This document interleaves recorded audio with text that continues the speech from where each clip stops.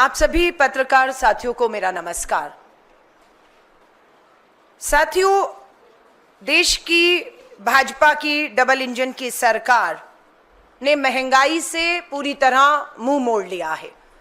आज पूरे देश में महंगाई एक सबसे बड़ा मुद्दा बना हुआ है, लेकिन केंद्र की भाजपा सरकार को उससे कोई सरोकार नहीं है।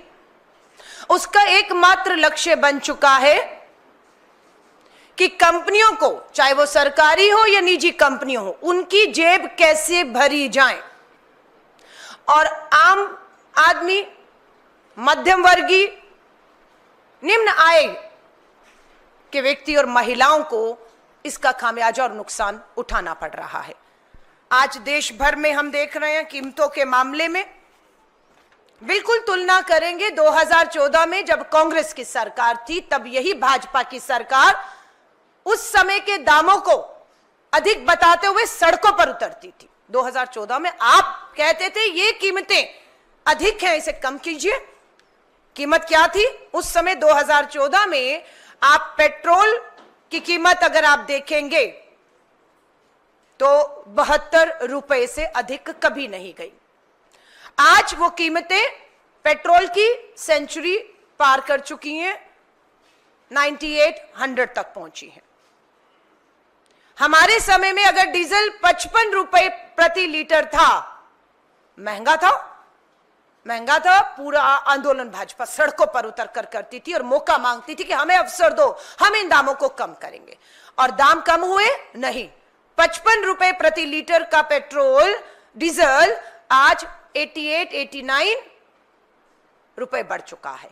अभी 2 रुपए एक्साइज पर और जो है वो बढ़ाए गए हैं। 2014 में कांग्रेस की सरकार में जब पेट्रोल पर 9 रुपए 20 पैसे एक्साइज ड्यूटी ली जाती थी, तब इनके लिए वो बहुत ज्यादा थी, कम होनी चाहिए थी ये कहते थे, लेकिन कम की 10 साल में नहीं की। एक्साइज ड्यूटी पेट्रोल पर जो 9 रुपए 20 पैसे थी, आज 19 रुपए 90 पैसे है। डीजल पर जो एक्साइज ड्यूटी थी केंद्र सरकार 2014 में हमारे समय पर 3 रुपए 46 पैसे, बहुत ज्यादा थी। भाजपाइयों के लिए सड़कों पर तांडव होता था। आज 2025 में डीजल पर एक्साइज ड्यूटी 3 रुपए 46 से बढ़ाकर 15 रुपए 80 पैसा कर दी गई। क्यों बढ़ाई गई एक्साइज ड्यूटी पेट्रोल और डीजल में? क्या अंतरराष्ट्रीय बाजार में कच्चे तेल की कीमतें बढ़ी हैं, इसलिए आपने मजबूर होकर ये एक्साइज बढ़ाई है? बिल्कुल भी नहीं, बिल्कुल भी नहीं। क्या है कच्चे तेल की कीमत अंतरराष्ट्रीय बाजार में? 2014 में कांग्रेस की जब सरकार थी, तब कच्चे तेल की कीमत $108 प्रति बैरल थी। $108 प्रति बैरल थी। और आज कितनी है 2025 में? ये 65 रुपए 31 पैसे, 65.31 पैसा डॉलर प्रति बैरल है। 40% गिरावट आई है कच्चे तेल की कीमतों में, 40% गिरावट। लेकिन पेट्रोल डीजल के दाम कम नहीं हो रहे, एक्साइज ड्यूटी की लूट कम नहीं हो रही। मुनाफा किसको हो रहा है? साफ हम बताएंगे।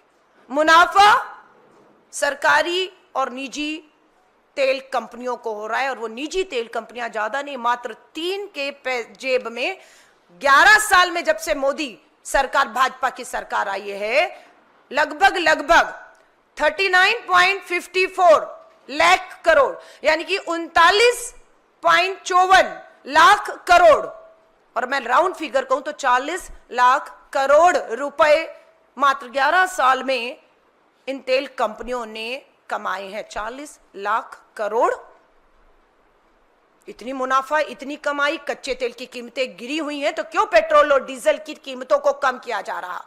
क्यों आम जनता को राहत नहीं दी जा रही है? ये एक बहुत बड़ा खेल खेला जा रहा है। इसके पीछे पूरा एक भ्रष्टाचारी तंत्र है, उसका भी मैं खुलासा यहां पर आपको करूंगी। लेकिन उससे पहले इस सरकार को बता देना चाहते हैं कि इस देश की आधी आबादी की जिसकी कमाई ना होने की वजह से कमर टूटी हुई है, सबसे ज्यादा अगर असर किसी भी चीज का इस देश में होता तो वो महिलाओं पर होता, आधी आबादी पर होता है। आज मैं आपको दिखाना चाहती हूं, हम इसे हल्के में भारतीय राष्ट्रीय महिला कांग्रेस नहीं ले रही है। हमारा मैं आऊं उससे पहले हमारे घरेलू सिलेंडर की कीमत, पेट्रोल डीजल के बाद घरेलू सिलेंडर 2014 में एलपीजी घरेलू सिलेंडर 14 किलो का मात्र 414 रुपए में था। सब्सिडी भी देते थे और 414 रुपए का गरीब को सिलेंडर मिलता था। आज इतनी बड़ी बड़ी घोषणाएं हुई सब्सिडी की, लोगों को देश की भावनाओं में ओत प्रोत करते हुए सब्सिडियां छोड़ने की अपील हुई और लोगों ने सब्सिडियां छोड़ दी थी कि गरीब को लाभ मिलेगा, लेकिन जिसने छोड़ी वो तो नुकसान में है, लेकिन गरीब को भी सब्सिडी का लाभ नहीं मिला। आज आप यहां पर देखिए 2014 में कांग्रेस की सरकार में 414 का सब्सिडी वाला सिलेंडर था और आज सब्सिडी खत्म है। पूरे देश में किसी को भी घरेलू सिलेंडर पे सब्सिडी आज की तारीख पे नहीं मिल रही। सब्सिडी गैर सब्सिडी वाला सिलेंडर एक ही कीमत हो गई है, 1100 से पार कर गया है और अभी 50 रुपया अभी हाल ही में बढ़ाया है सिलेंडर के दाम। 1100 रुपए से ऊपर का सिलेंडर। हम पूछना चाहते हैं, राजस्थान के चुनावों में मोदी की गारंटी, कांग्रेस का सरकार का राजस्थान में 500 का सिलेंडर महंगा लग रहा था और मोदी की गारंटी वाला 450 का सिलेंडर मिलना था। आज भाजपा और राजस्थान की डबल इंजन की सरकार बताए कि वो मोदी की गारंटी वाला 450 का सिलेंडर कहां है। अमित शाह जी बताइए, हर चुनावी जनसभा में जुमले और धोखे देते हैं, वो दिवाली और होली वाला मोदी की गारंटी वाला सस्ता फ्री सिलेंडर कहां है? कब तक धोखा देंगे और कब तक महंगाई के नाम पर? तो ये हमारी हालत है घरेलू सिलेंडर की कीमतों को लेकर। अब मैं आपको बताती हूं आंदोलन पे। हमारे 28 राज्य हैं और 8 केंद्र शासित राज्य। अखिल भारतीय महिला कांग्रेस ने तय किया इस सरकार को हम बैठने नहीं देंगे, एक एक करके चलाइएगा। सबसे पहला आंदोलन हुआ भारत की राजधानी दिल्ली में, महिला कांग्रेस सड़कों पर उतरी इस महंगाई के खिलाफ। हम खामोश नहीं हैं, अलग बात है कोई दिखाए या ना दिखाए, सत्ता में बैठे वालों तक हमारी आवाजें पहुंचे ना पहुंचे, लेकिन हम इस आवाज को सड़कों पर उतर कर उठा रहे हैं और तब तक उठाएंगी जब तक इस बड़ी कीमतों को वापस नहीं लिया जाता और इस महंगाई से राहत नहीं दी जाती। पहला राज्य दिल्ली है, दूसरा राज्य धीरे धीरे चलाइए, दूसरा राज्य केरला में। आप देखिए केरला के हर जिले में, एक राज्य स्तरीय नहीं, हर जिले में केरला के हमने महंगाई के खिलाफ आंदोलन किए, लोग सड़कों पर उतरी, महिलाएं सिलेंडर लेकर। तीसरा राज्य राजस्थान में आप देखिए, मोदी की गारंटी वाला 450 का सिलेंडर नहीं, 1100 के ऊपर वाला सिलेंडर लेकर महिलाएं राजस्थान के जिलों में तपती गर्मी में गर्म सड़क पर बाहर बैठी हैं। उसके बाद आ जाइए अंडमान निकोबार, छोटा सा एक आइलैंड है अंडमान निकोबार, वहां की भी महिलाएं इस महंगाई से त्रस्त है और उन बहनों को लगता है राजधानी दिल्ली तक हमारी आवाज नहीं पहुंच पा रही। हमने विश्वास दिलाया और अंडमान निकोबार में भी हमारी बहनें, छोटे से द्वीपसमूह में भी अगर त्रस्त है महंगाई से, तो हमने जिम्मेदारी ली कि राजधानी दिल्ली तक, इस सोती सरकार तक इस महंगाई के खिलाफ आवाज पहुंचाने का काम हम करेंगे। पांचवा राज्य उत्तर प्रदेश। आप देखिएगा उत्तर प्रदेश के भी लखनऊ से लेकर कानपुर से लेकर वाराणसी तक लेकर प्रधानमंत्री जी के संसदीय क्षेत्र में महिलाएं सड़कों पर बैठी हैं।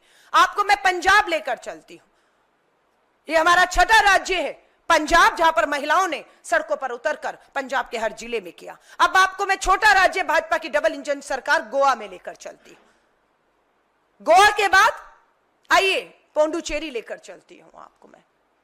पोंडुचेरी के बाद कर्नाटका। आप देखिए इसमें हमारी मध्य में महिला कांग्रेस की अध्यक्ष डॉक्टर सौम्या रेड्डी आपको दिखेंगे, हाथ में सिलेंडर है।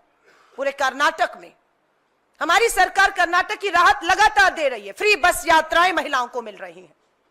हमारी सरकार उन्हें आर्थिक मदद 2-2.5 हजार रुपया हर महीने डालती है कि वो कुछ काम कर पाए, कुछ कमाई कर पाए। पर पता लगता है जैसे ही हम उनके बैंक खातों में, हमारी सरकार तेलंगाना की हो, कर्नाटक की हो, पैसा डालती है, यहां से कीमतें बढ़ जाती हैं और वो सारा पैसा केंद्र सरकार की जेब में चला जाता है। हमारी तेलंगाना की सरकार 500 का सिलेंडर दे रही है।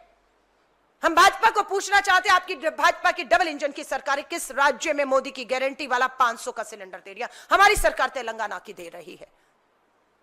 हल्के में मत लीजिएगा, हम केंद्र की भाजपा सरकार को कहना चाहते हैं।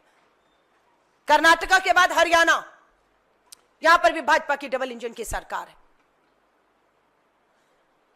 ये 12 से 13 राज्य जिन्होंने कल और एक दिन पहले आंदोलन किया, और आज और कल भी जो बाकी के राज्य हैं वहां पर हमारी महिलाएं सड़कों पर इस महंगाई के खिलाफ उतरने वाली हैं। मैं खुद इस आंदोलन का हिस्सा बनते हुए बिहार पहुंच रही हूं। 17, 18, 19 और 20 मैं खुद बिहार के दौरे पर रहूंगी, और खुद हम भाजपा की डबल इंजन की सरकार को बिहार की राजधानी पटना पर महंगाई के खिलाफ ललकारने के लिए मैं खुद एक राष्ट्रीय अध्यक्ष के तौर पर मेरी जिम्मेदारी है कि जब मेरी प्रदेश अध्यक्ष, मेरी जिला अध्यक्ष आदि आबादी को महंगाई के खिलाफ जो राहत देने के लिए लड़ रही हैं, हम सब उस पे सड़क पर उतरें। ये लूट खसोट का मामला है, कंपनियों को फायदा पहुंचाने का मामला है। और क्यों कंपनियों को फायदा पहुंचाया जा रहा है? एकमात्र लक्ष्य भाजपा के खजाने में चंदा लाना है। ये लूट है, ये लूट और खसोट एक ही मकसद है कि भाजपा को, कंपनियों को मुनाफा कराइए। 11 लाख करोड़ का फायदा होता है इन तेल कंपनियों को, जबकि अंतरराष्ट्रीय कीमतें गिरी हुई हैं।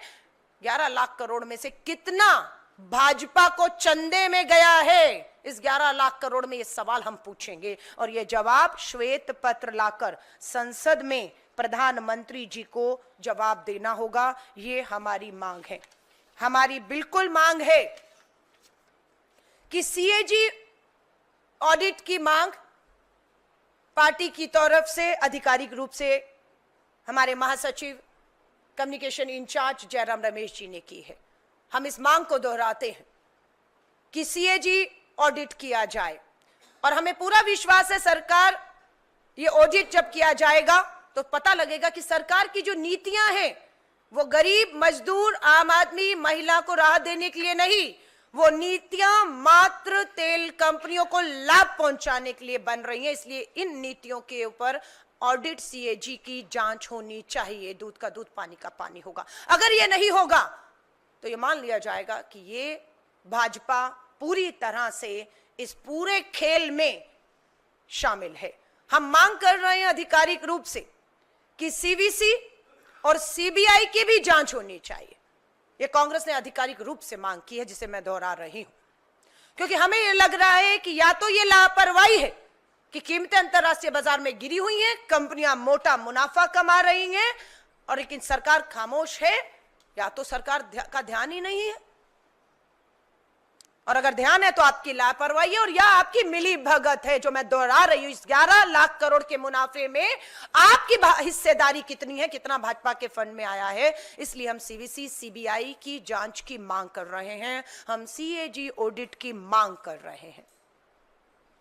पेट्रोल डीजल पर 15 रुपए प्रति लीटर, पेट्रोल और डीजल पर 15 रुपए, 1 लीटर पे 15 रुपए मुनाफा कमा रही हैं ये कंपनियां।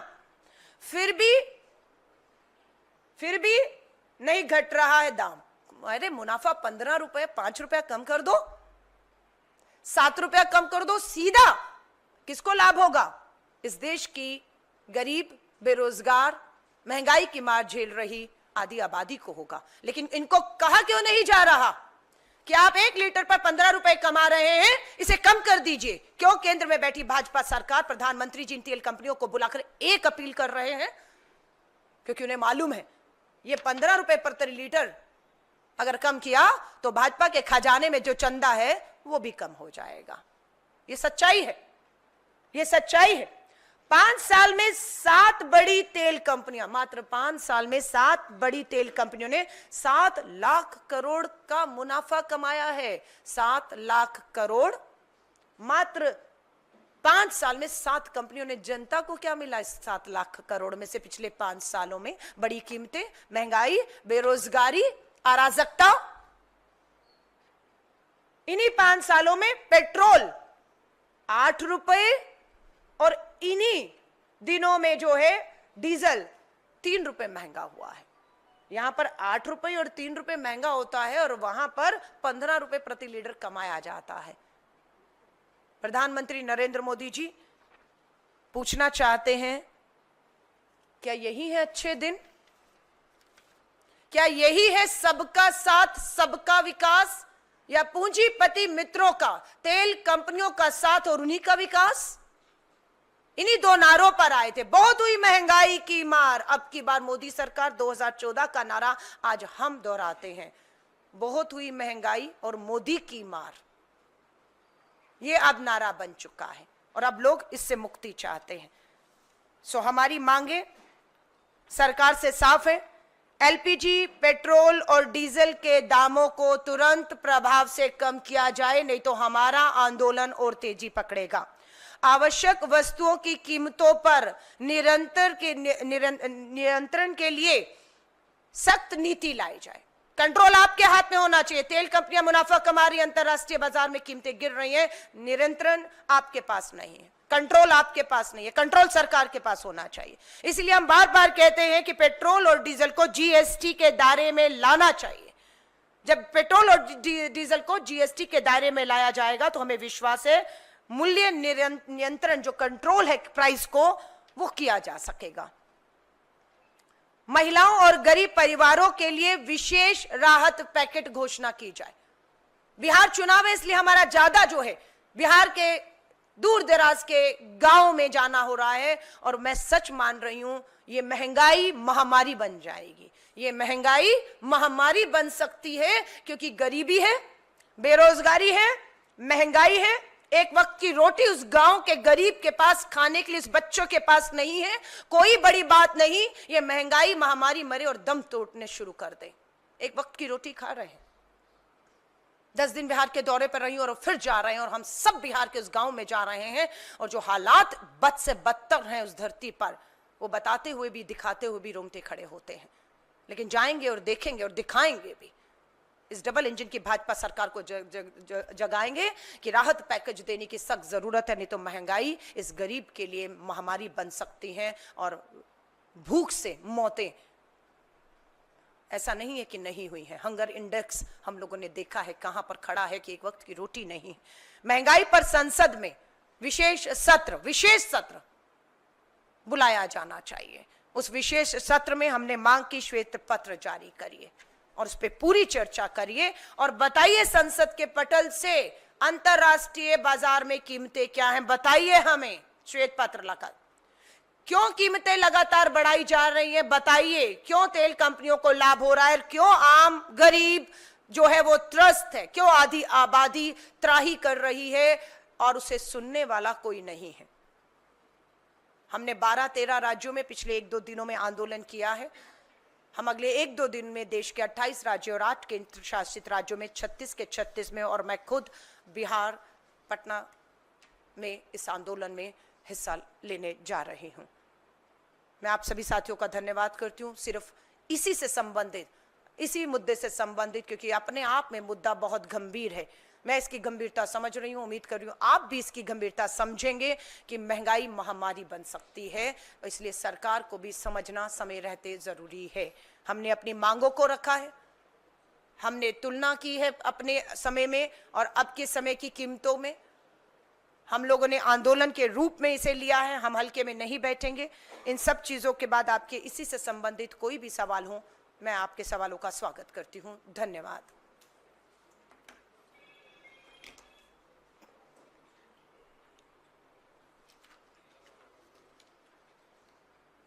बहुत बहुत धन्यवाद आप पत्रकार साथियों का। जय हिंद।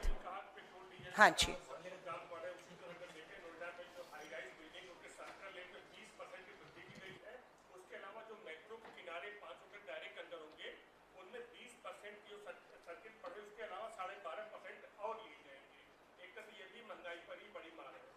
देखिए हमारा नारा होता था रोटी, कपड़ा और मकान। गरीब को ये जो सुविधाएं हैं, जो उसका एक हक है, संवैधानिक कहें, मानवीय कहें, एक हक है, ये हक इस सरकार ने उनसे छीन लिया है। उनकी रोजी रोटी छीन ली है, उनके घर छीन लिए हैं, उनका मुंह का निवाला छीन लिया है। अभी मैं खाद्य पदार्थों की महंगाई पर देखेंगे तो दूध, बच्चे के मुंह से दूध छीन चुका है। गरीब की थाली में से दाल गायब है। तो ये मकान की जो कीमतों पे आप बात कर रहे हैं, मैं बिल्कुल कह रही हूं ये सरकार सोई हुई है, ये सरकार हल्के में ले रही है। लोगों में गुस्सा और रोष लगातार बढ़ रहा है और ये उस गुस्से और रोष को कहीं और ले जाने का जो है वो साधन कर रहे हैं, जो हम पिछले 2-3 दिनों से जो तांडव सड़कों पे हो रहा है, जो बेरोजगार युवाओं की एक फौज खड़ी हो चुकी है, जो महंगाई बेरोजगारी से त्रस्त है, गुस्से में उसका गुस्सा हाथ में हथियार देकर त्योहारों में किस तरीके से निकाल कर एक दूसरे से लड़वाने में जो है वो ध्यान भटकाने की कोशिश की जा रही है। मैं फिर कह रही हूँ, इस सरकार को चेता रहे हैं, चाहे मकान की बात हो, चाहे रोटी और कपड़े रोजगार की बात हो।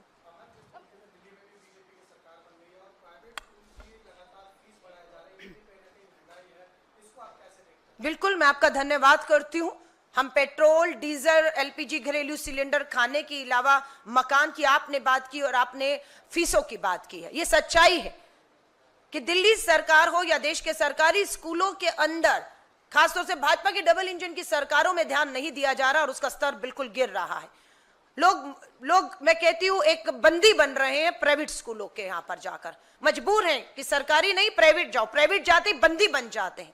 आर्थिक आतंक है वहां पर, हर चीज पे स्कूल का बस्ता यहां से लीजिए, यूनिफॉर्म यहां से लीजिए, किताबें यहां से लीजिए, इस नाम पर उस नाम पर और फीसों के नाम पर एक खुला निजी स्कूलों का खेल चल रहा है, जिसपे इन सरकारों ने आंखें मूंद ली हैं। और मुझे ये लगता है कि उसमें अधिकतर, मैं कौन सी पार्टी है नहीं कहूंगी, पर मैं ये कहूंगी निजी स्कूलों को चलाने में भी राजनीतिक दलों के बड़े नेताओं की एक भागीदारी है। मात्र मुझे लगता है उसके दबाव में भी चलते हुए इन प्राइवेट स्कूलों की फीसों पर लगाम नहीं लगाया जा रहा है। और यहां तक मैंने देखा है जिस तरीके के स्कूल में प्रवेश से, पढ़ाई पे सिर्फ फीस न भरने की वजह से जो है उन्हें शिक्षा के अधिकार से वंचित रखा जा रहा है, इसे स्वीकार नहीं किया जाएगा। कांग्रेस की सरकार थी जब राइट टू फूड लेकर आई, तब शिक्षा का अधिकार, स्वास्थ्य का अधिकार भी लेकर आई, हर गरीब के लिए लेकर आई, और उस अधिकार से जो संवैधानिक अधिकार है उससे हम इन्हें वंचित देश की आधी आबादी को, लोगों को नहीं रहने देंगे। हम लड़ेंगे। अलका मैम, एक देखिए, जब हम महंगाई की बात करते हैं तो बड़ी फीसों की कीमतों पर महंगाई बिल्कुल इस पे हो, तो ओवरऑल मकान की कीमतें बढ़ रही हैं, खाने की चीजें, पेट्रोल डीजल, स्वाभाविक है महंगाई के ये सब मुद्दे हैं। इन सब मुद्दों पर लेकर हम पूरे देशव्यापी आंदोलन जो है करने की ठानी है, जो शुरुआत हो चुकी है। मैम, आप व्हाइट पेपर की डिमांड कर रही हैं, इन्वेस्टिगेशन की भी डिमांड कर रही हैं, प्राइस राइज का मुद्दा लगातार कांग्रेस पार्टी उठाती हुई नजर आई है, लेकिन जिस तरीके से प्रधानमंत्री की तरफ से स्टेटमेंट्स आ रही है, कांग्रेस को टारगेट कर रहे हैं। अभी कल ही हमने देखा कि उन्होंने किस तरीके से कहा कि Congress party vote bank politics कर रही है, मुस्लिम प्रेसिडेंट क्यों नहीं बनाती है, 50% रिजर्वेशन मुस्लिम्स को क्यों नहीं देती है। इन सब मुद्दों को जिस तरीके से प्रधानमंत्री उठाते हुए नजर आ रहे कांग्रेस के ऊपर अटैक करते हुए, इस पर आप क्या जवाब देना चाहेंगे? देखिए, मुझे बहुत चिंता और दुर्भाग्य की बात है, कहना पड़ रहा है कि देश के सर्वोच्च पद पर ऐसा व्यक्ति बैठा है जो देश के गंभीर मुद्दों पर चर्चा करने की बजाय बेरोजगारी, महंगाई, महिलाओं के साथ जिस तरह से उत्तर प्रदेश की धरती पर हो रहा है उस पर चर्चा करने की बजाय इन मेन मुद्दों से ध्यान भटकाने के लिए कोई और नहीं, इस देश की सर्वोच्च पद पर बैठा एक खुद व्यक्ति कर रहा है। और नाम कहने से मैं डरूंगी नहीं, उनका नाम प्रधानमंत्री नरेंद्र मोदी है। ये आदमी ही है ना, दुर्भाग्य है वो आज देश के प्रधानमंत्री हैं और वो देश का प्रधानमंत्री महंगाई और बेरोजगारी पे बात नहीं करेंगे, महिलाओं की सुरक्षा पे बात नहीं करेंगे, वो हिंदू और मुस्लिम पर बात करते हैं। और इसी का खामियाजा उन्हें 2024 में उठाना पड़ा है। मैं सीधा आंख में आंख डालकर प्रधानमंत्री नरेंद्र मोदी जी आपसे कह रही हूं, सुधर जाइए। 2024 में आपने महिलाओं को डराया था, उस आधी आबादी को जो आपसे महंगाई से राहत मांगने आती थी, आपने उल्टा उन्हें डराना शुरू कर दिया। आपका मंगलसूत्र खतरे में है, आपका मंगलसूत्र खतरे में है, वो महिलाओं को डरा दिया आपने ये कहते हुए अपने वोटों की राजनीति के लिए। और वो भूल गई कि मैं महंगाई से परेशान हूं, मेरे बच्चों को रोटी नहीं मिल पा रही, वो भूख से तड़प के जान दे सकते हैं, लेकिन आपने उसको डराकर वापस भेज दिया कि मंगलसूत्र खतरे में। और आपको मुंह तोड़ जवाब मिला 24 के चुनाव में। अब की बार 400 पार का नारा था, प्रधानमंत्री नरेंद्र मोदी जी आपका डराने का काम कर रहे थे आप महिलाओं को, आधी आबादी को। मुंह तोड़ जवाब मिला और बहुमत के लाले पड़ गए प्रधानमंत्री नरेंद्र मोदी जी। आपको बहुमत नहीं मिला, बैसाखियों के दम पर आपकी सरकार चल रही है। आपके बिहार में सहयोगी ने अभी आपसे पल्ला झाड़ दिया है और मैं विश्वास कह रही हूं, अगर आपने अभी भी महंगाई, बेरोजगारी, महिला सुरक्षा पर समय रहते प्रधानमंत्री नरेंद्र मोदी जी काम नहीं किया, बिहार से तो आपका पलायन, आपका जाना तय हो चुका है। और बिहार के बाद वो जो एक बैसाखी बिहार की है, दूसरी आंध्र प्रदेश की है, ये बिहार की बैसाखी गिरते ही प्रधानमंत्री नरेंद्र मोदी जी, आपकी केंद्र की सरकार लड़खड़ाने वाली है और आप गिरने वाले हैं, आपकी सरकार गिरने वाली है। इसलिए मैं कहूंगी हाथ जोड़कर, ये धर्म के नाम पर उकसाना, लड़वाना, देश को जलाना, मुद्दों से भटकाने का काम बंद कर दीजिए। आप देश के प्रधानमंत्री हैं, आप देश के सर्वोच्च पद पर बैठे हैं, आपको ये भाषा शोभा नहीं देती है। मैं आपसे अंतिम बार हाथ जोड़कर अपील कर रही हूं, और उसके बाद भी अगर आपने इन महिलाओं को डराने का, भड़काने का, हिंसा के लिए और इनके मुद्दों को नजरअंदाज करने का काम किया, तो ये जुड़े हुए हाथ एक बुलंद बंद मुट्ठी बनकर आपको चुनौती देते हुए दिखेंगे, मैं ये कह रही हूं। धन्यवाद। अलका मैम,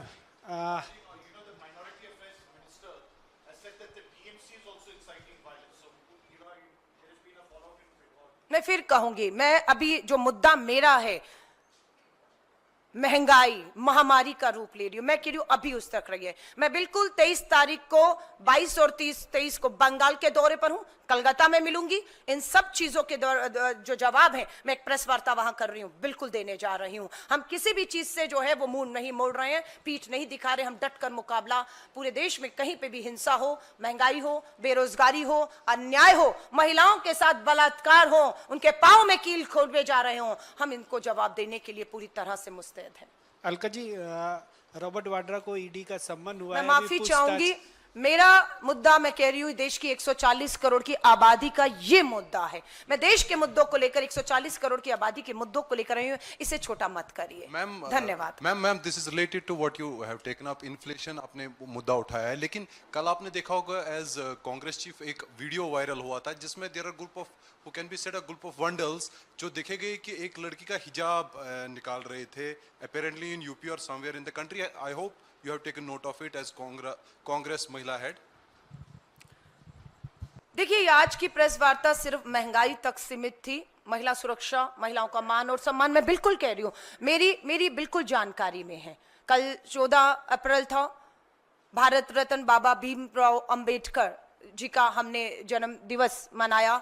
देश भर से 500 महिलाएं आई थी, देश भर के कोने कोने से इंदिरा भवन ऑडिटोरियम में 500 बहनें पहुंची। हम लोगों ने संविधान में महिलाओं के हक, अधिकार, राजनीतिक, आर्थिक, सामाजिक भागीदारी, न्याय और सुरक्षा पे बात की। हमारी वो चर्चा कम से कम 4-5 घंटे कल इंदिरा भवन में चली है, और हमने ये सुनिश्चित किया है कि महिला सुरक्षा के मुद्दे, मान और सम्मान, और जिस तरह का व्यवहार आप बता रहे हैं कि एक बहन का इस तरीके से कपड़ों को खींचा गया है, मैं अब इस पे क्या कहूं। मैं जब ये वाक्य आप कह रहे थे तो मैं इलाहाबाद हाई कोर्ट के जज का बयान भी हमने दोहराया। आप कह रहे हैं एक बहन बेटी का हिजाब छीना गया, जज का कहना था एक बलात्कार के आरोपी को बेल देते वक्त कपड़े ही तो खींचे हैं, छाती पे हाथ ही तो मारा है, कपड़े ही तो फाड़ने की कोशिश की, बलात्कार की कोशिश की, बलात्कार थोड़ी ना कर दिया है। अब यहां बात कर रहे हैं, हमें तो अदालतों के जजों की सोच पे भी लड़ना पड़ रहा है। और एक दोबारा फिर उसी अदालत में फिर मामला आया और ये कहते हुए बेल दी बलात्कार के आरोपी को कि इस पूरी समस्या को, प्रॉब्लम को निमंत्रण देने वाली वो महिला भी है जो पीड़ित है, जो बलात्कार की शिकार है, तो उसको भी बराबर का दोषी बताते हुए दूसरे मामले में बेल दे दी गई। पैरों में कील हमने देखे हैं अपनी बहनों को। मध्य प्रदेश रीवा में बहनों को जिंदा गाड़ा गया है, जिंदा गाड़ा गया है। अभी लड़ाई में सुनते थे कि लड़ाई होती थी, गुस्से में कहता था मुझसे मत उलझ, जिंदा गाड़ दूंगा। मध्य प्रदेश रीवा में गाड़ दिया हमारी बहनों को जिंदा, पांव में कील देके हैं। छत्तीसगढ़ में मात्र 6 साल की बच्ची कन्या पूजन में निकलती है, पता लगता है भाजपा के नेता की गाड़ी थी, वो बलात्कार हुआ, उससे साबित हुआ है, मार दिया गया उसको। आप एक घटना की बात कर रहे हैं, हमारे यहां एक नहीं हजारों सैकड़ों घटनाएं हैं, और बेटी बचाओ का नारा देने वाला कहीं बिल में छुपकर बैठा हुआ है, उसे बिल से निकालेंगे।